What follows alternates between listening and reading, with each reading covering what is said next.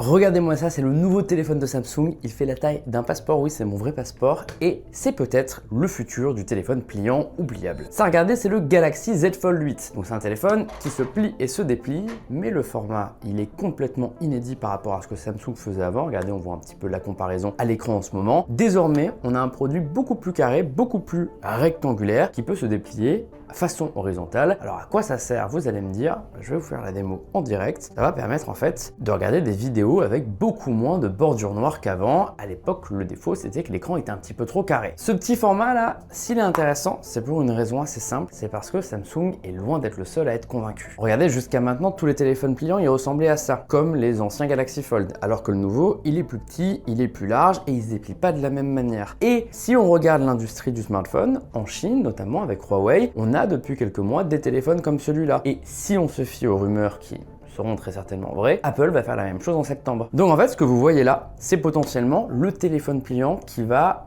envahir nos vies, qui va envahir les rues. Dans quelques mois, tout le monde aura peut-être des petits smartphones comme celui-là. Il faut reconnaître que ma première impression, elle est assez plaisante. C'est cool comme produit, c'est assez rigolo en main. J'ai quand même quelques petits doutes, hein. Regardez, si je me mets un petit peu comme ça, c'est plus simple à voir. C'est que mon pouce, il va pas au bout.